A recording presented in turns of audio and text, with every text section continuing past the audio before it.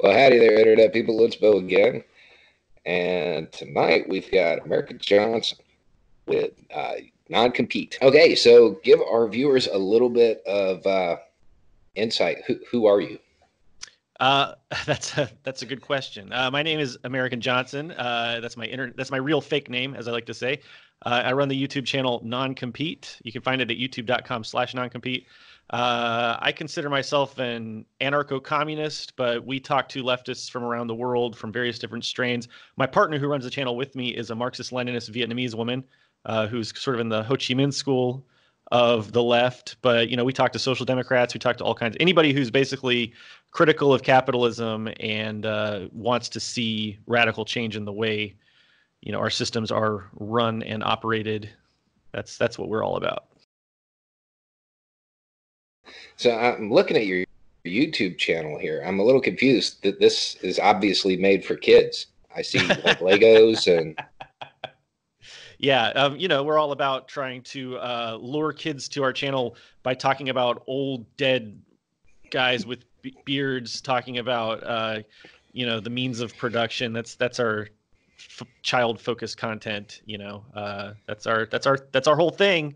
We do have puppets. Yeah, so if you're not familiar with the channel, we have like puppet shows where we have like horses and goats and superheroes struggling with their meager existence in capitalism and trying to find ways to overthrow the government.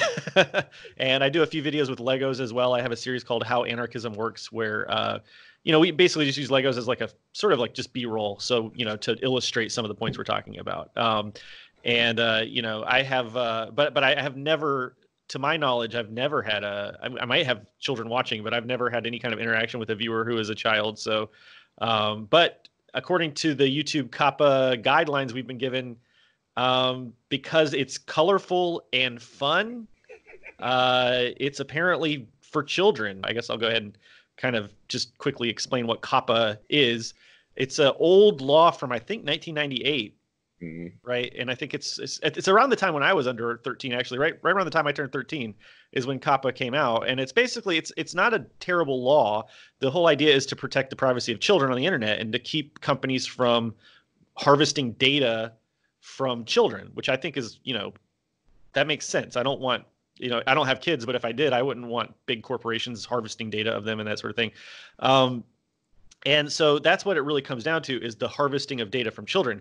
Now, Google through YouTube has been aggressively harvesting data from children, specifically on the platform of YouTube. And the FTC basically decided to finally do something about it. And but they worked out an agreement where they did fine YouTube about like $127 million, I believe. And that's basically it. And then they worked out an agreement where they would punish content creators who don't collect data. If you violate this COPPA thing, according to what the FTC is saying, they will sue you for a $42,000 something fine. Which like if that happens to me, I've already decided there's no way I have $42,000. I'm never gonna have $42,000. So I'm gonna see what I could do about fighting back in court if that should happen. Now there are some people who are saying that so basically in January the FTC is going to roll out some like more specific legislation, or I guess I don't know. They don't make legislation because they're an agency, so I guess it would be a whatever you call it. I'm not a lawyer. Guidance yeah. is what they're calling it. Yeah, but they're gonna make more specific rulings, and apparently some people are saying that it's going to be hopefully make more sense. I mean, to me, it's like and as like a leftist anarchist who completely opposes everything the USA stands for, I still know that we do have the First Amendment. And this flies completely in the face of the First Amendment, because it doesn't say, the freedom of speech shall not be abridged unless it might be appealing to children. So I can't see this standing up in any kind of, court situation at all. Like, it's pretty easy to demonstrate, that what I'm practicing on YouTube is protected speech. And if the FTC wants to try to limit that speech because I use puppets in my videos, I just can't see that standing up. So I don't know if anybody with the ACLU or anybody like that wants to reach out. But if it goes down that path where I get sued by the FTC, I'm fully prepared to fight against it. The other thing is I live in Vietnam, and so my partner Luna, okay, she's like I was saying earlier, she's a Vietnamese woman. She lives here in Vietnam. She's a Vietnamese citizen. She's never visited the USA. She's made some videos that are like for instance, she does a video where she tells the Vietnamese version of the story of Cinderella, which is a very violent, dark telling of the story. But she like illustrated it. She does these very beautiful drawings. And I could definitely see somebody could say like, well, that might be appealing to children, even though she wasn't targeting children at all when she made it. Like her audience is all adults, from what we know. But you know, if she what would happen to her? I mean, she's Vietnamese. So from what I understand, the FTC would fine YouTube. And if it gets into that kind of situation, like I'm just trying to think ahead here as a creator, as somebody who's a full-time YouTuber, you know, this is what I do for a living. This is what Luna does for a living. I can only imagine YouTube aggressively erring on the side of like shutting channels down and deleting content or making it inaccessible if they get into the situation. We need to start building our own alternative platforms and supporting alternative platforms. Mastodon is actually an alternative to Twitter, but it's a federated platform. And it sounds complicated, but it's actually pretty simple. So what that basically means is that it's a social media network that is composed of a lot of smaller social media. They call them instances, but you could just think of them as like a server. Is probably the easiest way to wrap your head around it. So anybody could start a Mastodon server and then link it up with all the other Mastodon servers. And then, so what that does is it puts the ownership of the social media platform in the hands of the actual people who use it, right? It's a lot more granular. So if you're on a server and you don't like, so for instance, well, let me give you a real world example. There was a fascist group of people who started their own instance of on this platform, and it was like very pro-fascist, free speech, absolutist kind of thing. And so all the other instances in the Mastodon network, which we call the Fediverse because it's federated, all those other instances just basically banned that server. So if that makes sense. So like if you're running a server and you don't like what's happening on another server, you could just disconnect from that server while staying connected to all the rest of them. It's a great solution. It's a distributed system. It puts a lot of ownership in the hands of us, the users. And now there is a maturing platform called PeerTube. It is a direct competitor to YouTube. It's built on the same kind of a system. And so we have all these different instances of PeerTube that we can join, or we could even build our own, you know, like leftist strands of PeerTube servers. But, you know, I think that ultimately anybody who's critical of capitalism, we would, you know, a goal of ours should be to eliminate these capitalist social media platforms and replace them with more open source, more community owned and controlled and operated platforms. Somebody has to start making these first steps. I'm going to be doing it, and I encourage anybody else who's out there watching or making content to check out PeerTube. It's a work in progress. It's always getting better all the time. I am not technologically savvy enough to set up my own instances of this stuff. So explain how it works. How hard is it? What do I have to do?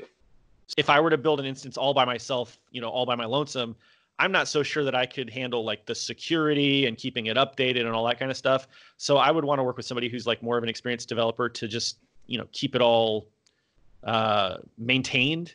So I think that the real way to do this effectively would be to start finding groups of people who have various skill sets that we, you know, where we could work together. But what anybody could do is build a channel on a pre-existing instance.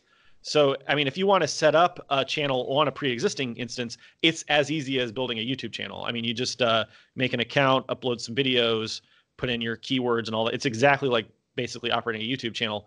So I would say as a community, we should be working to build more instances.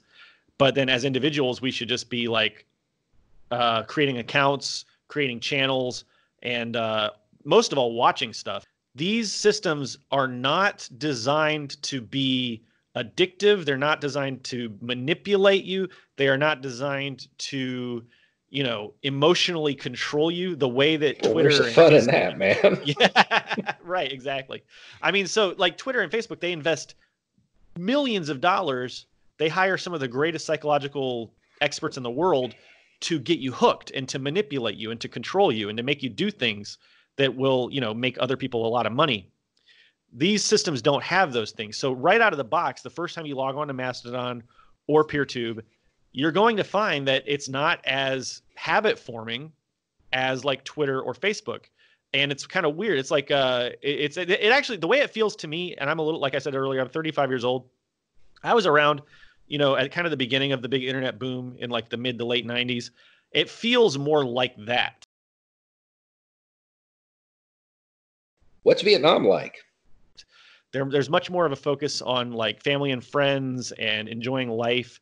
And you'll see people. I mean, like, I guess what I really love about Vietnam is that, the people work really hard, but they're very happy. And you don't see that kind of, I mean, it's creeping in actually, especially with the office culture. So like a lot of white collar jobs are moving into the sort of Japanese Korean model where there's like, they're asking people to come in on Saturdays and work overtime every day with unpaid and all that kind of thing. But hopefully they'll be able to avoid that from getting too strong here. But the organic culture in Vietnam for 1,000 years has been very anarchistic. They're very skeptical of hierarchy and authority. Believe it or not, there's a saying in Vietnam which I think encapsulates what I'm talking about. They say that the rule of the village overrides the rule of the king. So everything is kind of locally focused here. If you look at the central government of Vietnam, it is a little bureaucratic. It's very bureaucratic. It's very top down, hierarchical. But then if you go into like a village, and I've been to village, like kind of like town council meetings sort of things, and they solve problems together. I'm going to blindside you here. Other than the peer-to-peer stuff and the different social media outlets, give me a solution to a problem. Give me something. You're talking about COPPA specifically? Like in general. COPPA? Yeah. Anything. Something that people listening or watching to this right now can be like, hey, I can do that. Well, the real solution to all of our problems is organizing together and building solidarity with the working class. I mean, that will always be the solution to our problems. The problem is the left in the United States of America in particular, but also I would say around the world, has been gutted. Unions have become a shadow of what they used to be. Unions used to be very powerful, like central to the United States of American way of life. Through the decades, the conservatives have just gutted unions. I think they're starting to come back. Fortunately, I think we're starting to awaken again class consciousness with people, partly just because of desperation. I think so many people are living such desperate, meager existences that, we're looking for ways to overcome them.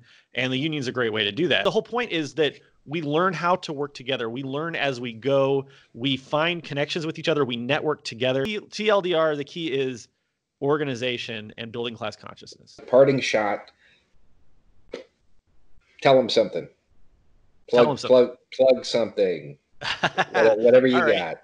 Well, of course, I'll tell you to subscribe. Ironically, I will tell you to subscribe to my YouTube channel at youtube.com/non-compete. If you are fired up and ready to get rid of YouTube and switch to PeerTube, I don't have a PeerTube instance yet because, again, it takes time to do this kind of stuff. So what I'm going to be doing is my plan is to roll out the PeerTube instance, or at least my channel, in early 2020. So, and I will be documenting that whole experience on my YouTube channel at youtube.com/non-compete. I'll be giving updates. I will be putting up tutorials for like how to start your own PeerTube instance. And I will also be participating in the YouTube walkout on the 10th. So definitely, if you want to learn more about that, you can check out youtube.com/non-compete. Get involved. It's understandable that we would have a fear of these unknowns, that we would have trepidation about trying new things. And I understand why a lot of people might feel like we're destined to failure. But I believe, like people have done amazing things in the past. If you look at the history of the left, if you look at the history of the working class, we have done phenomenal things in the past. There's no reason we can't do it now. We have this technology. We have these tools that our predecessors did not have. So let's use them. Let's fight together, and let's change the world.